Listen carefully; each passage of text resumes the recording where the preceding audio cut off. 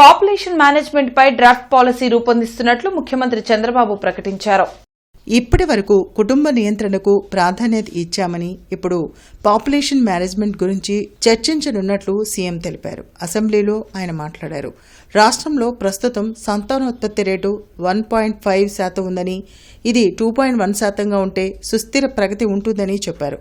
April 1 నుంచి population policy అమలు చేసేందుకు చర్యలు చేపడుతున్నామని, 2 కంటే ఎక్కువ మంది పిల్లల కంటే కాన్పు సమయంలో 25,000 ఇవ్వనున్నట్లు తెలిపారు. ఇక్కడ ఈరోజు ప్రభుత్వం ఆలోచించే విధానం నేను ముందే చెప్పాను మీకు. దగ్గర 1 చైల్డ్ పాపులేషన్ 58% ఉన్నారు. 2,17,000 మంది ఉన్నారు. 3 అండ్ అబౌవ్ 62 లక్షలు ఉన్నారు. దగ్గర 3 లక్షల మంది 2 కంటే ఒకరే ఉండేవాళ్ళు, 2 కంటే ఎక్కువ ఉండేవాళ్ళు 3 లక్షల మంది పిల్లలు ఉన్నారు. ఇప్పుడు మంది 1.5% TFR, దాన్ని 2.1కి తీసుకెళ్ళాలి. ఛాలెంజ్ అంతా ఎకానమీ అభివృద్ధి అవుతా ఉంది. అభివృద్ధి అయినప్పుడు ఆటోమేటిక్గా డబ్బులు సంపాదించే విధానంలో పిల్లలు దొరుకునే పరిస్థితి వస్తూ ఉంది. దీనివల్ల చాలా దేశాలు ఇబ్బంది పడ్డాయి. అందుకే ఒక నూతనమైన విధానం కోసం ఈరోజు మేము ఆలోచించేది, ఈ 2వ బిడ్డ కానీ చైల్డ్ కానీ 2 కంటే అబౌవ్ ఎంతమంది వాళ్ళు ఇచ్చేస్తే డెలివరీ సమయంలోనే 25,000 రూపాయలు ఆ పేరెంట్స్కి డబ్బులు ఇస్తామని చెప్తున్నారు. ఇది ఒక పెద్ద గేమ్ చేంజర్గా తయారవుతుంది. దీన్ని మనం చేయగలిగితే చాలా వరకు ఉపయోగపడుతుంది.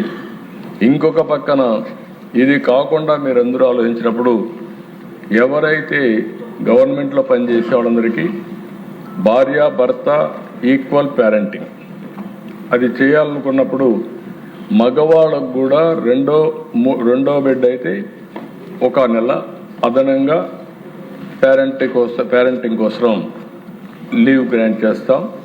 అదే మరి 2వ బిడ్డ కన్నా 3వ బిడ్డ అయితే అనదర్గా 1 మంత్ 2 నెలలు ఇస్తాం. అంటే 1 ఇయర్ ఉండేది 1 మంత్ ఎక్కువగా ఇచ్చి దీనికి ప్రోత్సహిస్తామని చెప్పి కూడా నేను మీకు తెలియజేస్తున్నా. ఇది ఓవరాల్గా మీరు చూసినప్పుడు ఈ పాలసీలో ఈరోజు IVF support for fertility through government హాస్పిటల్స్లో పెడతాం. బెస్ట్ ప్రైవేట్ హాస్పిటల్ ఎట్లా చేస్తున్నారో అవన్నీ కూడా ఎక్కడ మిస్యూజ్ చేయకుండా అది చేసే పరిస్థితికి వస్తాం. ఇంకొక పక్కన Suraksha health comprehensive household health insurance తీసుకొస్తాం. ఎట్లా ఇప్పుడు 2,50,000 రూపాయలు యూనివర్సల్ హెల్త్ ఉంది.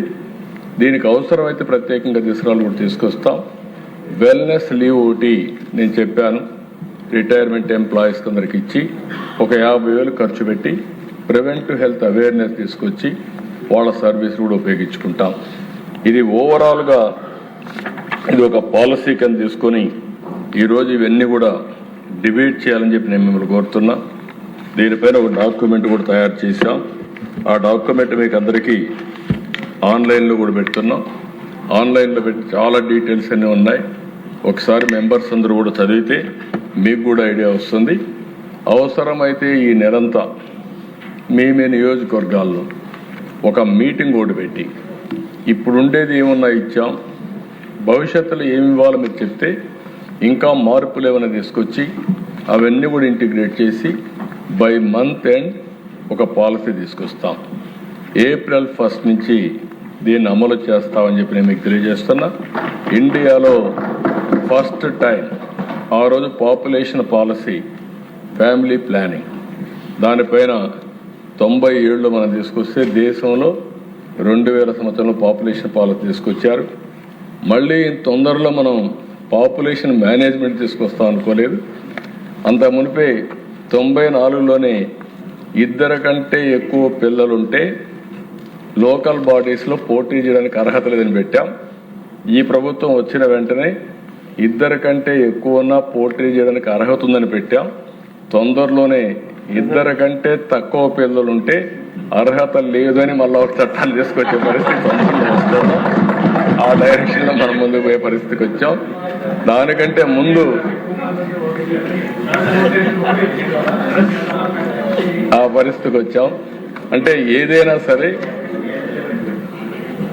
రిజిడ్ పాలసీలు కాకుండా దూరదృష్టితో ఆలోచించి మారిన పరిస్థితులకు అనుగుణంగా ఎప్పటికప్పుడు మనం కూడా అధ్యయనం చేసుకుంటూ దానికి తగిన విధంగా పాలసీలు తీసుకురావాల్సిన అవసరం ఉందని చెప్పి కూడా నేను మీకు తెలియజేస్తున్నా.